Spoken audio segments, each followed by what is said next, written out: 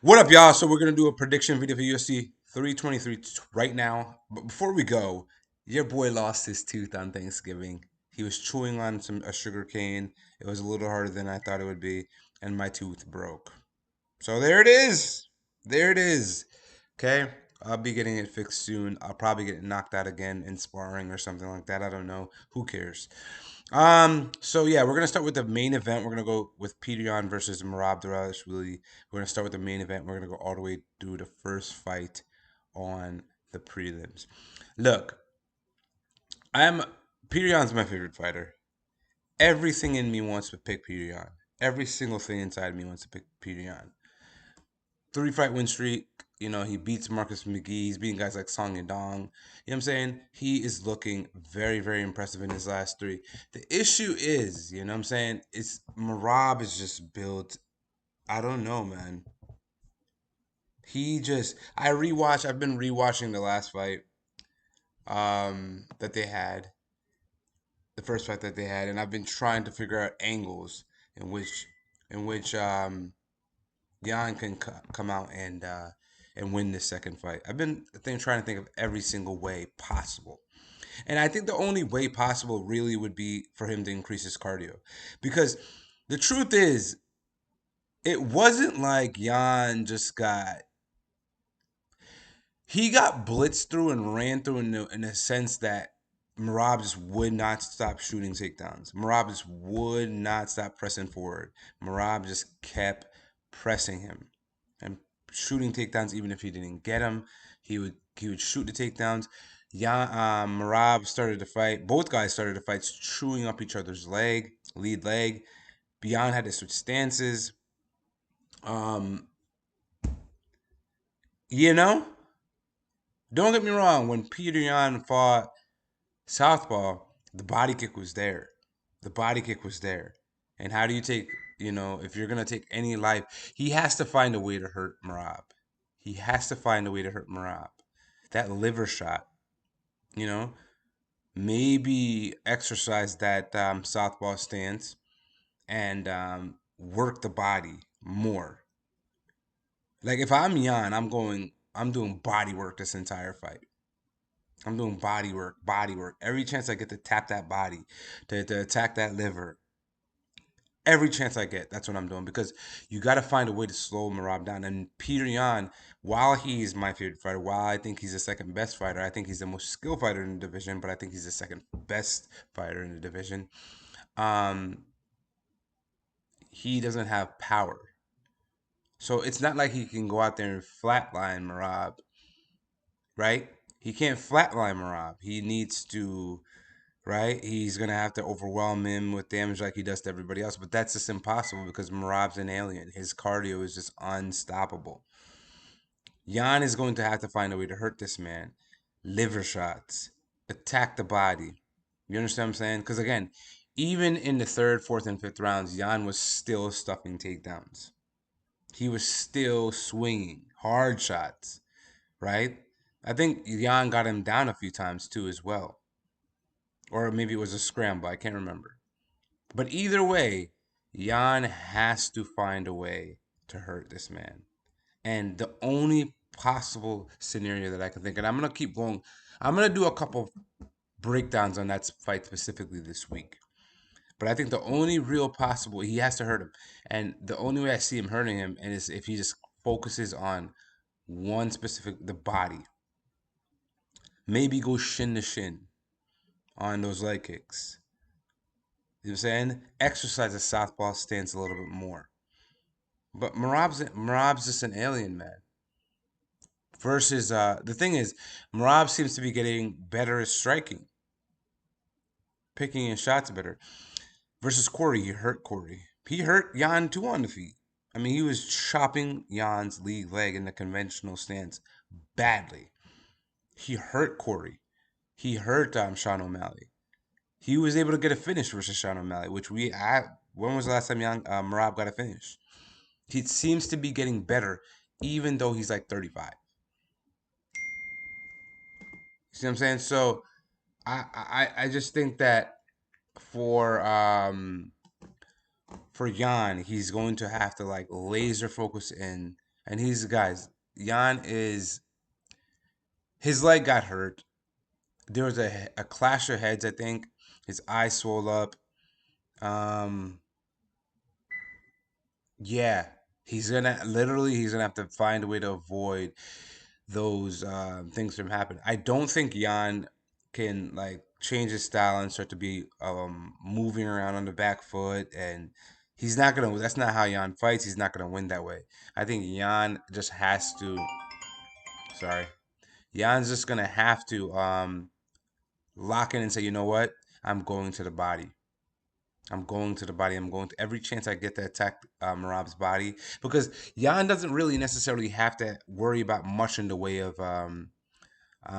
offense as far as striking is concerned from Merab. Yes, Merab's gotten better, but Merab's not going to outstrike Jan, right? So if so Jan can go in with the game plan, look, I'm going to laser focus in on this dude's body, and I'm going to continue to throw jabs to the body, hooks, uppercuts, like different body attacks. That body kick is there in the southpaw stance. If you go back and watch the first fight, I think Jan threw like 3 or 4 successful hard body kicks, and he was chewing up Marab's leg as well in the conventional stance. So he's gonna have to spam leg kicks in that conventional stance, spam body kicks in the southpaw stance. Any stance you're in, attack the body, right? He's gonna have to go for it, man. But listen, it's just the fact that I'm not gonna sit here and say Jan has no chance, because he did have success in that first fight. He stuffed 42 takedowns. If you're stuffing 42 takedowns, brother, you know what I'm saying? He fought the hands a lot of times. When he started fighting the hands, he was having more success. It's just that, eventually Merab started wearing on him, wearing on him, wearing on him, wearing on him. And all it seemed like Jan was out there doing was stuffing takedowns.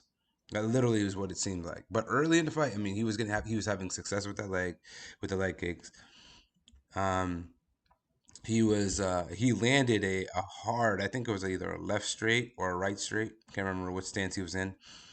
But he landed some shots. You know what I'm saying? He landed some hard body kicks. You know? But he's gonna have to laser focus in on the body kicks to slow Marab down.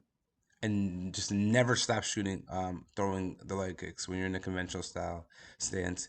Never stop throwing the body kicks when you're in the southpaw stance. You know what I mean? He's gonna have to. Merab does a really good job of being in and out too. He's light on his feet. You don't really the takedown attempts are explosive. He's going for that single leg versus Yan, where he grabs that single leg and he tries to throw him down. Um, to the ground. And if he doesn't throw you down to the ground, he's attacking out off the break. Merab attacks off the break. You know, Jan also had a successful elbow off the break in their fight too as well. So yeah, like in clinch positions, in any type of position Jan gets in with Merab, he's gonna have to um, find a way to get some offensive off, some offense off. Okay, so yeah, I mean, yeah, it's a tough one, man. Listen, I'm gonna have to go with Merab here.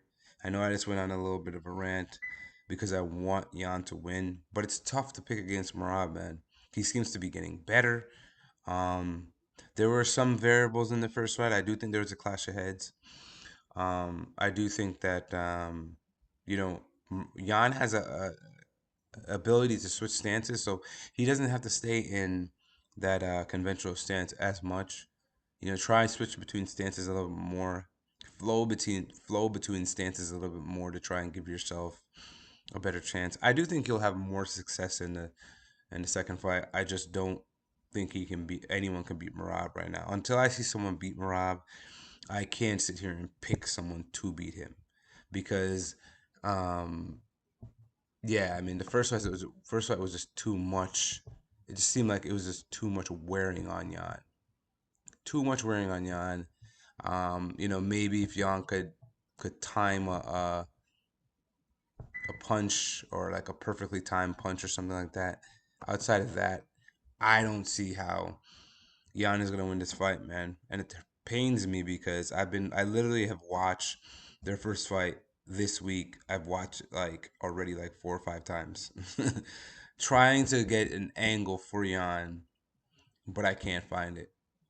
I really just can't find it. Merab's just the constant and the feints from Merab. I mean, his feint game is impressive. The feints are just, you know what I mean? And you have to bite on the feints because even if he doesn't get the takedown, it's still effective, right? So we know Merab uses takedown attempts as offense, not takedowns, getting the actual takedown, the takedown attempts. Just getting an attempt is his offense. You see what I'm saying? So um, it's hard when you have a guy that can shoot 50 takedowns and without any issue. It's hard to pick against somebody like that because it doesn't have to be the best striking. It doesn't have to be the best grappling. It doesn't have to be the prettiest of anything. He makes the fight so messy. He's just such a dog that, you know, Petr Yan's gonna have to hurt him, like I said, and I don't know, man. Merab's durable. He presses forward, constantly feinting. You don't know when and he's gonna come with that takedown attempt, but he's gonna come with it. It's fast. It's not like it's a lethargic, slow takedown attempt. It's fast. So Yan has his work cut out for him. I do think it'll be a better second fight, but I do have to go with Merab in the second fight as well.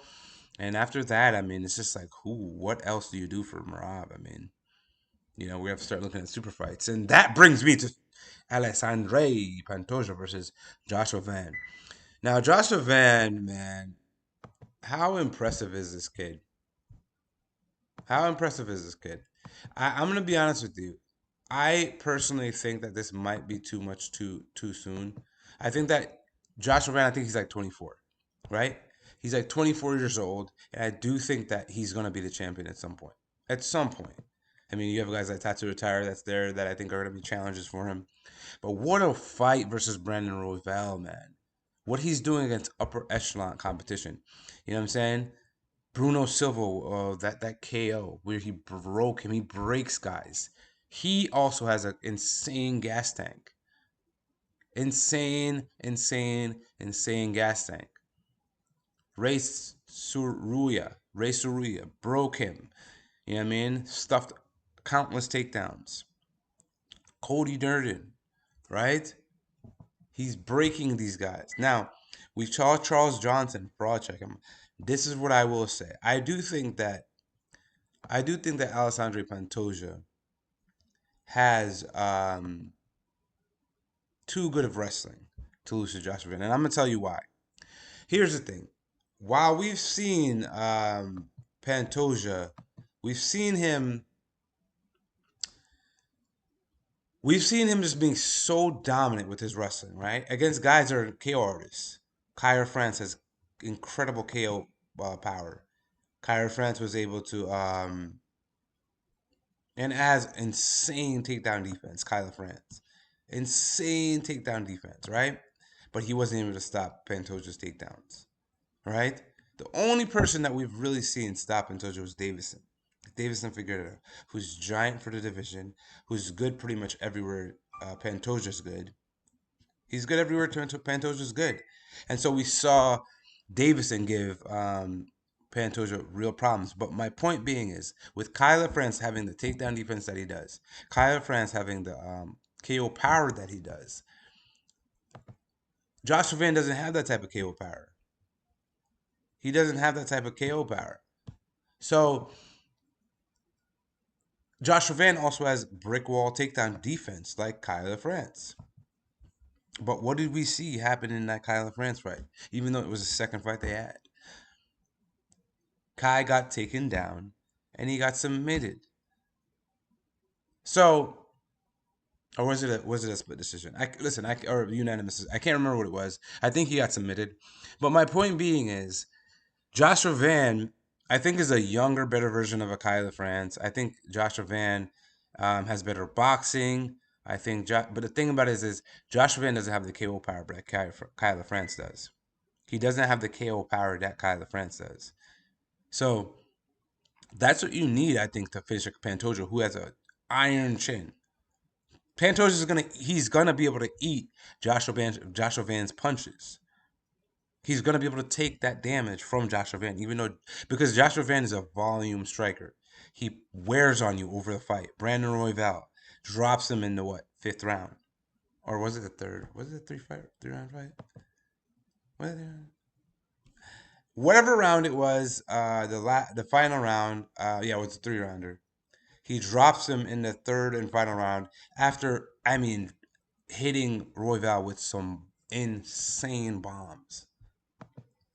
He cracked Royval. I can't even tell you how many times. You see what I'm saying? So he has to accumulate that damage over a period of time. And we've seen that in most of his fights. We've seen that in the Bruno Silva fight. We've seen that in where he's getting these finishes, but it's over a matter of 3 rounds. It's not first round KO.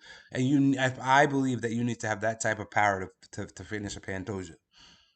Joshua Van does not have that type of power, and I think that's where the problem is going to come in. I think that at some point, Pantoja is going to say, duck this. I'm going to take you down. I'm going to control you, and I'm going to potentially get a submission. And I think that's what's going to happen. We're going to see Pantoja submit Joshua Van. I think this will be the first submission loss in his career. I think it's going to happen, man, because Pantoja's wrestling and grappling, I think, is just a little bit too... And you know what it is? It's the combination. Ray Tsukuria, the Asian guy that he fought from Japan, while he has great grappling ability, I don't know about his submission ability. Pantoja has a combination of both. So in scrambles, Joshua Van runs the risk of running into a rear naked choke, right? Something like that. I can just see Pantoja getting his back, and I can see Pantoja. And this is also another reason why I think that Tatsuro Taira is going to be a menace for Joshua Van in the future. I think those two are going to have the next big rivalry in this division. Those two are going to have the Davison Figueiredo versus Brandon Moreno rivalry that we saw. Because Tatsuro Taira's grappling is elite, man. Very elite. Very elite. And I think that, Tatsuro Taira, we'll talk about him in a second, but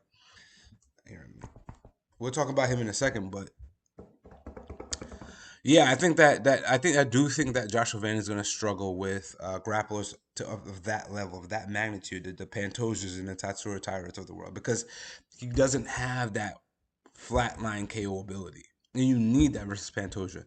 Not so much versus Tatsuro Taira, but Tatsuro Taira is also very elite. Very, very elite in the grappling department. He's the backpack kid. He's gonna get your back at some point. You know what I mean? So I do think that I'm gonna go ahead and I'm gonna pick Alexandre Pantoja. I'm gonna say second round submission. I'll say third round. Third round submission for Alexandre Pantoja. I think he's just gonna be too much too soon. Listen, let me look and see here. Joshua Van has had, let me see, 1, okay, 2025, 2, 3, 4,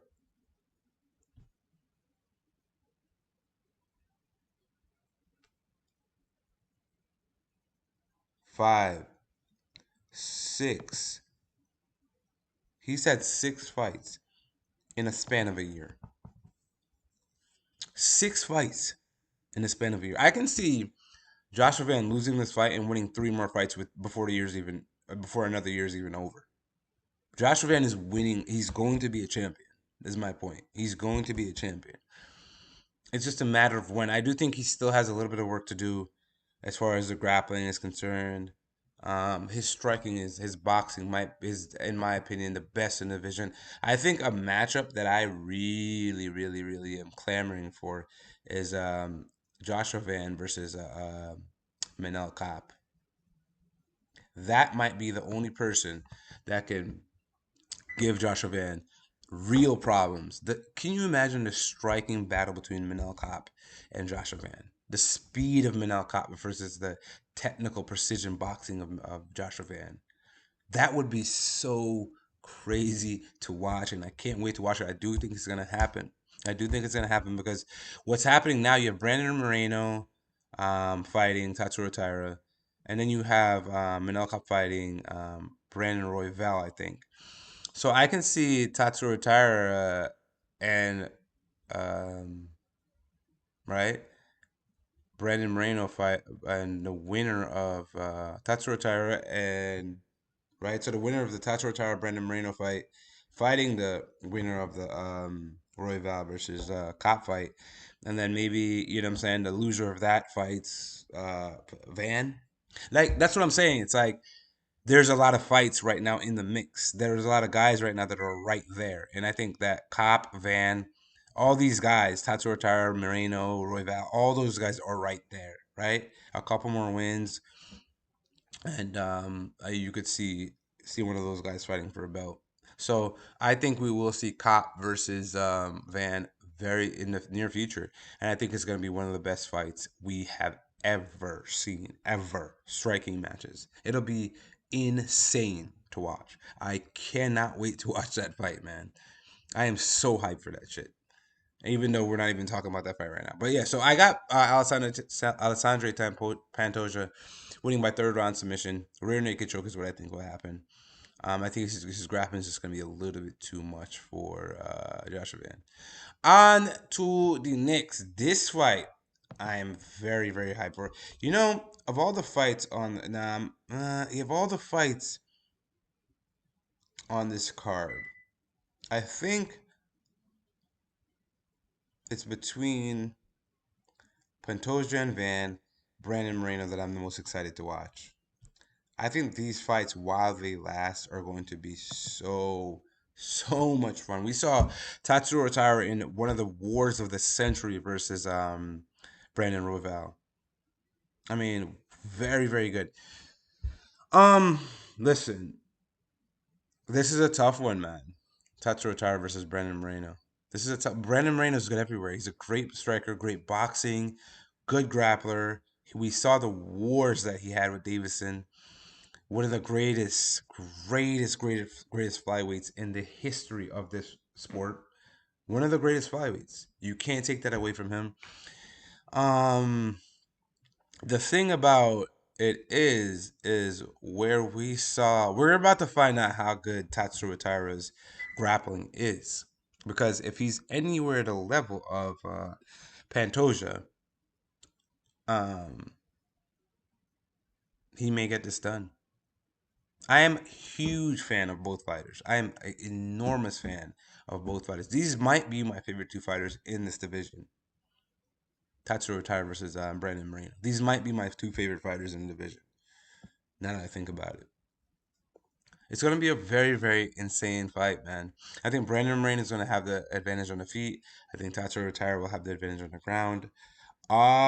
Will Tatsuro Taira build it? And so listen, we have seen Tatsuro Taira improve his striking ability as well, right? We've seen that because he was in a war of the, like I said, a war of the century versus Brandon Royval. He he came back in his next fight versus Young Sung Park and put on a striking clinic and subbed him. Subbed him. You know what I mean? So, man, this is a tough one to pick. This is a very tough fight to pick. I really am struggling with this one. This is a very tough fight to pick, man. Very tough fight to pick. I do think that holy whoo wee. Listen, Brandon Moreno's on a nice little resurgence as well. You know, if you think about it, right? He was it Amir Albazi that he like just completely obliterated in his last fight. Yeah. Oh, Steve Erceg beats Steve Erceg in a striking battle. Beats Amir Abazi. You know, we saw the loss to Royval, but they're 1-1. We saw the loss to Pantoja. So he's on a 2-fight win streak, right? He's elite, man. He's elite of the elite. He, like I said, he's good everywhere. Very well rounded. Holy. This is a tough one. Like I said, Tatsuro Taira will have the advantage on the ground. He seems to get your back when he wants to get your back. Brandon Moreno is elite everywhere. Oh man, I'm gonna go ahead. Mm, mm, mm, mm, mm, mm, mm. I'm gonna say it's a changing of the guard, man. The young lion in Tatsuro Taira. It'll be this will be one of the best fights of the year as well. This will be a war. A war. Guys try to implement their will. Brandon Moreno is going to want to keep the fight standing. Tatsuro Taira is going to be one and they take the fight down to the ground. Tatsuro Taira is improved in striking. Brandon Moreno is just good everywhere. I'm gonna go ahead and say though, man, that the young lion is gonna take this one. I might be wrong, and I wouldn't be surprised if Brandon Moreno wins this fight. I really would not. But I'm gonna go ahead and say the young lion and Tatsuro Taira. It's changing the guard. We're seeing the Joshua Vans of the world come up. Tatsuro Taira is here. He's been here, you know. I think he gets the win here, man. And I think that him winning would put him right in line for a title shot. Really, you know. Now it depends on Manel Cop versus if Manel Cop wins, that makes things interesting as well because I think you would then see you you might see Manel Cop versus Tatsuro Taira. But if Manel Cop loses to Royval, then I think Tatsuro Taira will be in there for the title shot. I think that's how it works. And yeah, I'm gonna go with Tatsuro Taira, man. I'm gonna say, whoo, this is a tough one. What a hard fight to predict. I mean, seriously, right? Look, I will say this: Brandon Moreno is a little bit better of a well-rounded fighter. So like he's a good striker, good grappler. He has submission ability. Whereas Tatsuro Taira, he's good with the grappling. You know what I mean? Good with the takedowns. Not as elite of a striker as Brandon Moreno is. But Tatsuro Taira's gotten better. Which one is more elite? Moreno's striking, is it going to be better? That much better than Tatsuro's takedowns? You know what I mean? And then it's not even a matter of just the takedowns and getting him down and holding dominant position. Can he even get it there? You know what I mean? So this is what I will say. I do think that Tatsuro Taira's grappling and takedown ability is a little bit better than Brandon Moreno's striking ability, striking advantage. And I think that is what is going to edge it out for Tatsuro Taira. On to the next one. We go Payton Talbott, mate, versus Henry Cejudo. Now, listen. Payton Talbott, man, comes back, beats Andre Limo. It's a very good win. Very good win. Lost to Hani Barcelos. Before that was on like a what? 4-fight win streak, 3-fight win streak or something like that. Payton Talbott's talented. He's talented. You know what I mean? Is this too much too soon? You know what I mean? Henry Cejudo, double champ, a legend in the game. He hasn't been successful on it since his return. He lost to Aljo. He lost a Song, lost to Merab. He's on a 3-fight losing streak. You, you know what I mean? It's hard, man. When you look at this fight, it's easy to say too much too soon for Peyton Talbot. But then you look at you look at the advantages he has. He's 5'10", right? He has a 6.5-inch reach advantage, right? 3-inch leg reach advantage. Younger. You know what I mean? It's hard to pick it. It's hard to just. It's hard, man, because Henry Cejudo looked very good in all of his fights. He looked very good versus Song. He looked fast. He looked, but the thing is, where Henry I think has to take advantage is in the grappling and the wrestling department.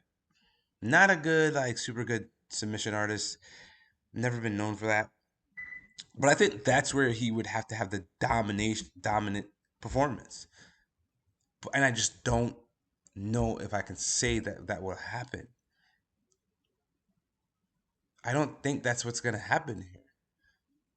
He couldn't take down Song. I don't think he got a takedown versus Aljo. Definitely couldn't take down Merab. It's just like he's never really like chain wrestled and like used that to kind of like win fights. It's his speed and his striking historically. And I don't know that he has it anymore to do that versus a Payton Talbott, who's a young up and comer, rangy. I think Payton Talbott's going to keep him at range. I don't think Payton Talbott will knock him out. Henry Stewart has a blockhead. I don't think Payton Talbott will knock him out, but I do think he's going to keep him in range.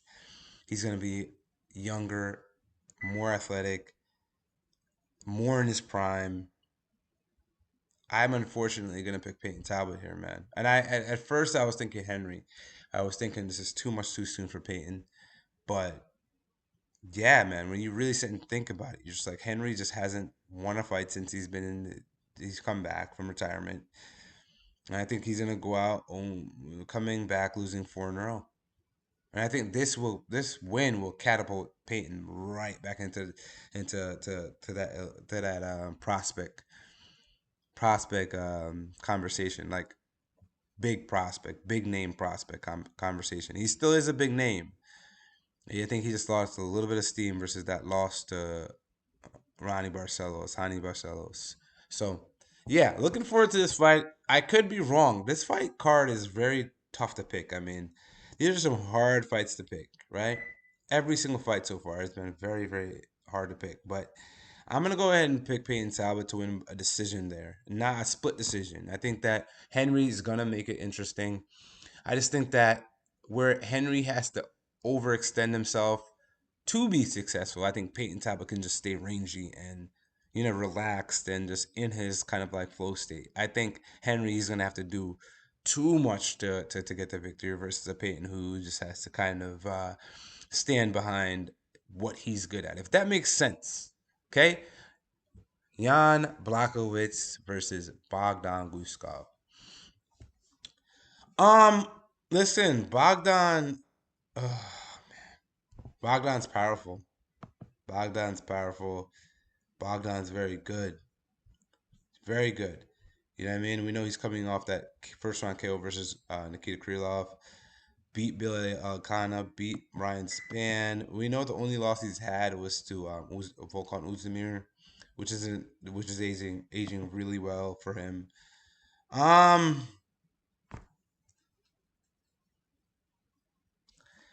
But Jan is just too much of a veteran, I think. I think that Bogdan's not that he's good, but he's not that good. You know what I mean? I don't see him being great against elite competition. We know that Jan's fought everyone. He's fought Carlos Ulberg. He's fought Alex Pereira. And every single one of these fights, it's questionable that Jan has won. Ankalaev, right? Every single one of these fights that he's losing, it is very questionable that Jan is winning these fights. So I just think that the veteran, the experience, he also has incredible KO power potential.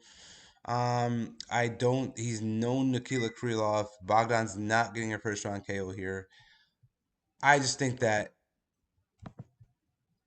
Jan is just a little bit too good, a little bit too experienced, a little bit too powerful, right? He's good at what Bogdan's good at, but just better, right? He's more crafty. He's more, again, just the experience I think is going to show itself in this fight, and I do think we're going to see Jan get a decision victory here. On to the next, we got Grant Dawson versus Manuel Torres. Listen, Manuel Torres, man. What a what a rear naked choke win over Chris Duncan, who's also on this card, right? Finishing guys. Ignacio Bahamundes finished him. That's not really a great look. It's not really a great look. That's a great win for Ignacio, but um, yeah, Manuel Torres has real power. He's a real threat on the ground. Um, this is a tough one. It's all these fights are tough. This is a very tough one, man. Grant Dawson's very good at grappling. He's very good in positions. I mean, this is going to be a battle of jiu-jitsu versus wrestling here. It really, really is. If the fight stays on the feet, Manuel Torres will knock out Grant Dawson. He will knock him out. But I think Grant Dawson is gonna say, okay, well, you know what? I know that he can knock me out. I'm going to take this guy down. I'm gonna try and make this a fight on the ground. And I think that's what we're gonna see. We're gonna see these guys in a chess match on the ground, and it is going to be a very, very tough one. Very, very tough one. I mean, Manuel Torres, he KOs Drew Dober, right? He lost to Ignacio, and then submits Chris Duncan, KOs Mota, KOs. Here's the thing though. It becomes interesting if Manuel Torres can stuff a takedown. Oof, do I want to? I'm gonna go Manuel Torres here. Yeah, I think. Listen, I'm gonna go Manuel Torres here. I think while Grant Dawson is the way more superior grappler, I don't. All fights start on the feet, and I think Manuel Torres is gonna be able to kind of fend off a takedown long enough to get a KO. He may even get controlled the first round and get a second round KO. I'm not gonna say what round. I just think that Manuel Torres will KO him. I think Manuel Torres is too dangerous off his back. He'll be able to threaten him. I don't think that Grant Dawson's gonna be able to finish him on the ground. And I think just because of that right there alone, the fact that if Grant Dawson had the ability to finish him on the ground, then I could say, okay, you know what, I'm gonna go ahead and pick Grant Dawson, even though he had a good win over Rafa Garcia. Good win over Rafa Garcia, right? I don't know that he can do that to Manuel Torres though, man. I don't know. So I'm gonna pick Manuel Torres. I'm gonna say Manuel Torres gets a KO in this fight. I don't. It'll be in the second or third round. I think that he's gonna be able to threaten off his back when Grant Dawson gets him on the ground. I think that he'll be better on the feet if the fight when the fight's there. I think he'll cause damage, and I think that eventually he will be able to KO Grant Dawson. Yeah, second or third round KO for Manuel Torres. On to the next, we got Terrance McKinney versus Chris Duncan. I think Terrance McKinney has absolutely no chin. I think Chris Duncan is way too much of a dog for him. Um, Listen, we saw Chris Duncan versus Rebecca. What a freaking fight that was, man. What a fight that was, man. But even in versus Vucenic, versus Blachowicz, you know what I'm saying? He loses to Manuel Torres, yes, but Chris Duncan's a dog, man. He really makes fights ugly, and I think that's where Terrance McKinney walters and wilts. As soon as the fights get gritty and grimy, we see Terrance McKinney start to fold up and crumble. He is great against cans. He'll beat a Borchev. He'll beat a Hanzovic or whatever. But when he gets in front of a Rebecca, he gets head kick KO. Scrambling for his life, doesn't know how to approach the fight, gets head kick KO'd. Right? Nazim Sadikov, same thing. So I just think that Terrance McKinney, I think Chris Duncan is a little bit too gritty, a little bit too grimy. It's going to make the fight a little bit too dirty for Terrance McKinney. And I think that's where Terrance McKinney will see him Walter and wilt away. And I think he's going to get knocked out, man. I think it's going to be a knockout or a submission. And I think it's going to happen in the first round. On to the next fight. We got Macy Barber versus Karine A. Silva. Listen, Macy's a dog. She's tough, but she's had a seizure in her last fight. She's been out. She's been pulling out of fights. She pulled out versus Rose. Who was the last girl she was supposed to fight? Erin Blanchfield. She pulled out of that fight. I think she had a seizure in that fight right before the fight. I just don't know. You know, Karine Silva is a tough cookie, man. She has incredible submission ability. I don't think Macy Barber can wrestle and stuff like that, but Macy Barber, I don't think is gonna know what to do when a heel hook or a knee bar or something like that Karine Silva's been finishing girls with is put in place. You know what I'm saying? Karine Silva, Diane Barbosa, great win. She lost to Vivian Arajo. I don't think she lost that fight. Karine Silva was busting that girl's face up. Go back and watch the fight. I don't know how you give that fight to Arajo, Viviane Arajo, when Karine Silva was just cracking her leg. Viviane Arajo was leaking everywhere in that fight. Leaking. And they give the fight to Vivian Arajo. It made no sense. Karine Silva, I think before that fight was on like a 3 fight win streak. She should legitimately be 6-0 in the UFC right now. But she has that one loss to Vivian Arajo. She didn't lose the fight, in my opinion. Okay, Macy Barber. I think the injuries. I think that. I think I don't. You know. I think Karine Silva is also a very dog. She hits harder than most women. She's a better grappler and a wrestler than most women. I think she's bigger, stronger, and more physical than Macy Barber. I think she's going to bully Macy Barber badly. I think she's going to finish Macy Barber. I think she'll submit her or KO her in the first round. I'm gonna go submission. Submission first round for Karine Silva. I think Macy Barber's really been that good. I've never really been high on Macy Barber. I understand she's like athletic and she's powerful for a woman and all that stuff, but yeah, you know, I just don't see that. I just don't see her winning this fight. Nazim Sadikov versus Farisiam. Farisiam, I forgot who he was supposed to fight, man, and then he pulled out of the fight. But Farisiam, um, Farisiam is very good.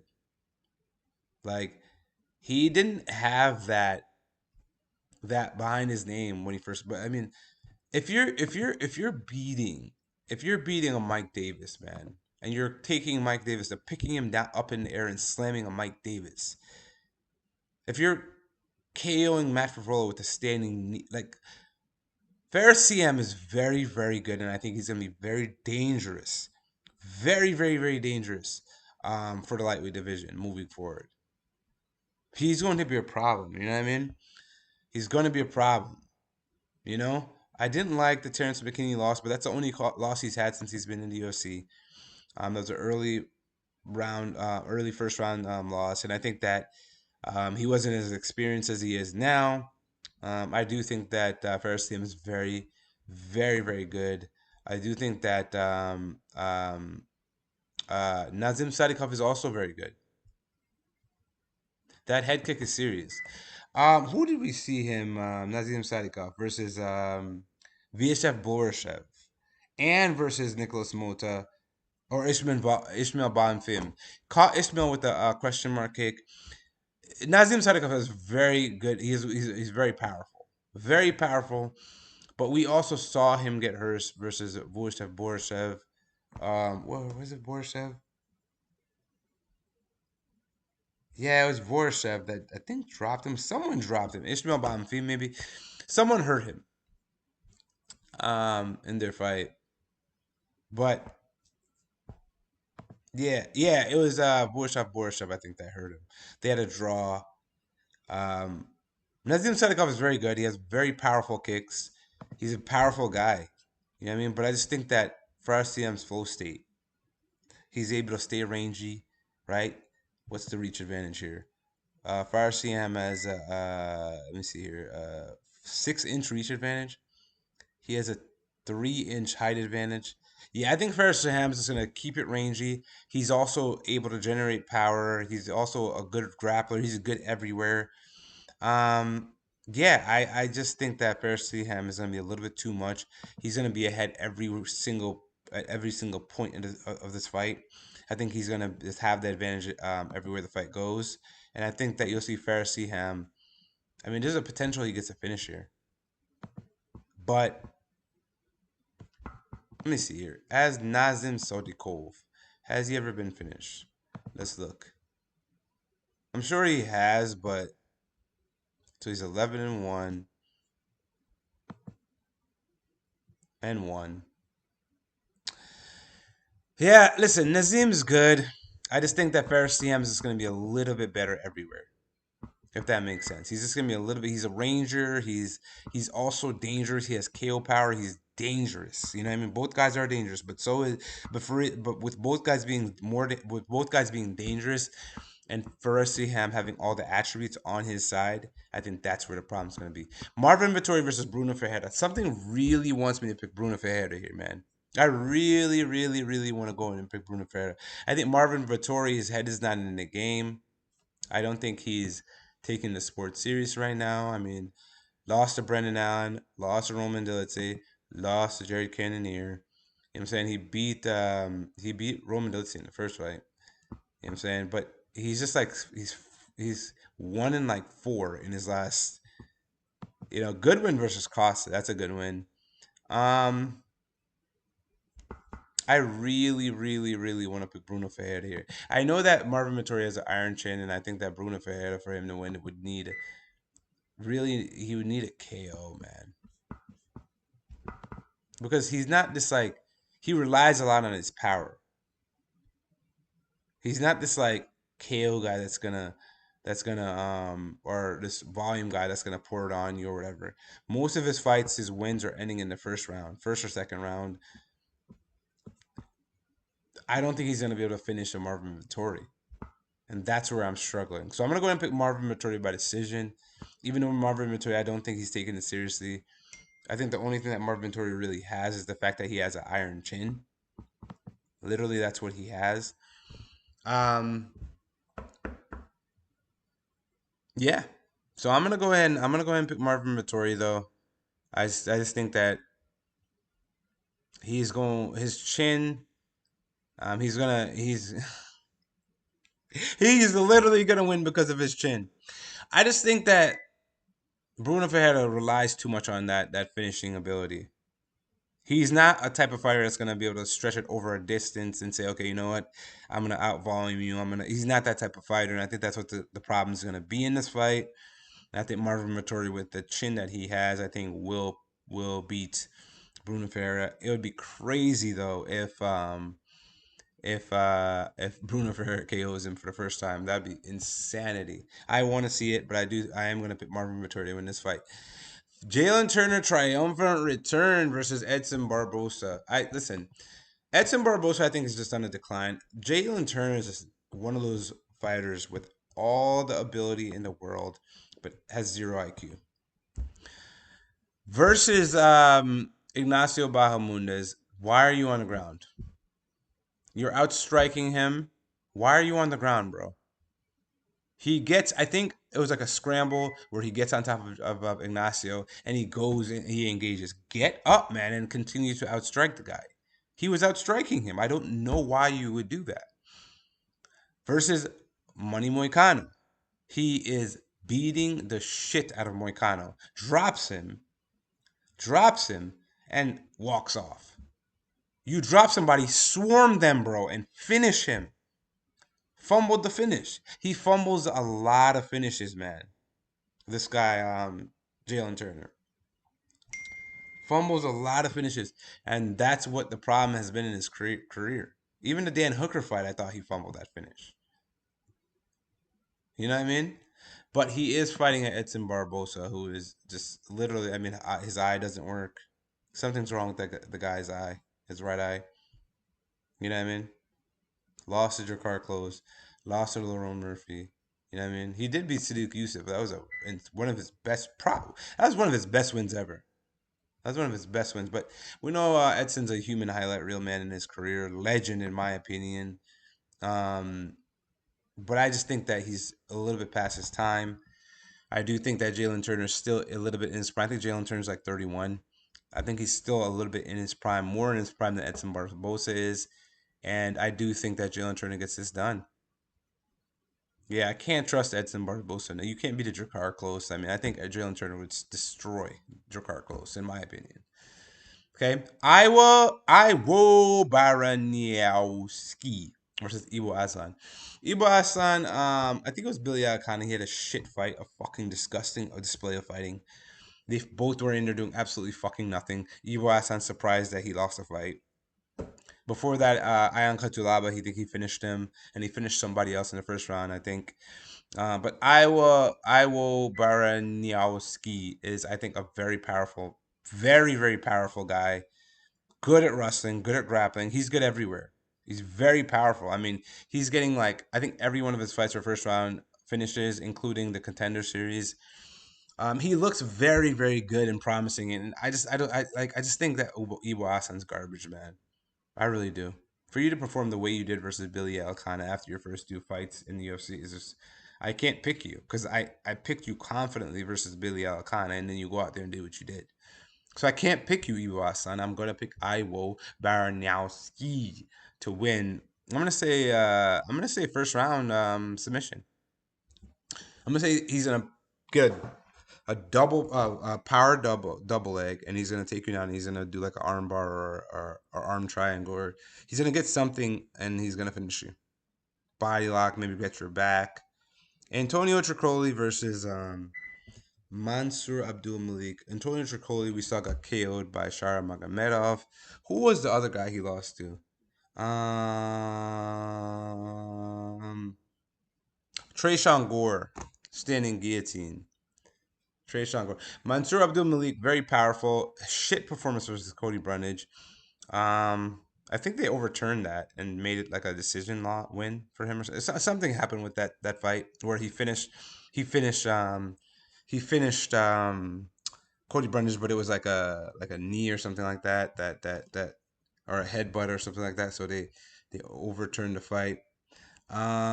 Finished Nick Klein, finished Guskov Todorovic. These were very impressive wins as well. He did it in impressive fashion. I just think that Antonio Tricoli. Both guys are very, very similar as far as attributes. I think Antonio Tricoli, let's see here. He's 6'5", 80-inch reach. And Mansur Abdul-Malik, he's 6'2" with an 80-inch reach.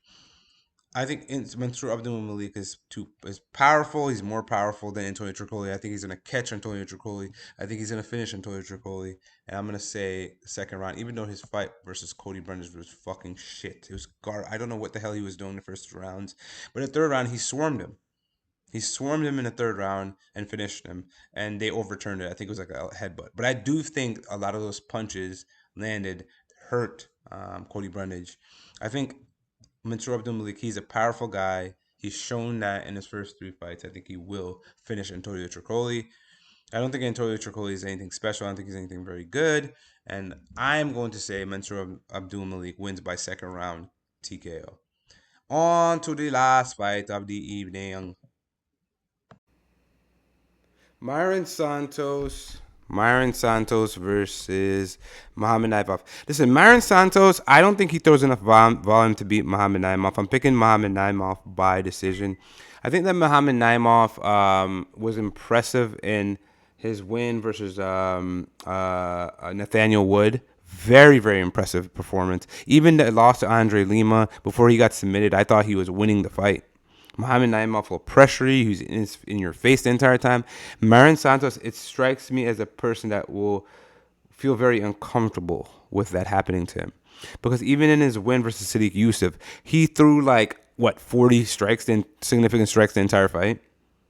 Right? I don't think he beat Francis Marshall. He did not beat Francis Marshall. Francis Marshall hurt him in the first round, dropped him, I think. Second round, took him down, controlled him, was landing very well on him in the second round. I don't think he beat Francis Marshall. I don't know how you give him. The third round comes, even Myron Santos' corner was like, bro, you really need to finish. You really, really need a finish. And so, I don't know how they gave him that victory over Francis Marshall. So I just think that Muhammad Naimov is going to make this fight very uncomfortable for Marion Santos. He's going to be in his space. He's going to pressure him. He's going to make him very uncomfortable. I think he will win this fight by unanimous decision, actually. I think he's going to comfortably win the second and third round. I think Marion Santos is going to, like in the Francis Marshall fight, I think he's going to start just feeling the pressure. He's going to get discouraged. You saw a little bit of that in the Francis Marshall fight. He was discouraged. His corner had to hype him up. I don't know how they gave him that win, but they did. Either way, I'm going with Muhammad Naimov in this fight. I think he is just better than Marion Santos. I think if Marion Santos were to let his, especially with those kicks, man, he has great kicks. If he has great kicks, I think if he just let those go a little bit more, throw a little bit more volume, I think he could be good. I think he could finish guys. But he doesn't do that. So with that being said, I'm going with Muhammad Naimov. It's your boy, MMA Mechanic. Like, comment, share, subscribe. Look at my tooth. It's gone. Okay? Share, bell icon, all the above. Until next time.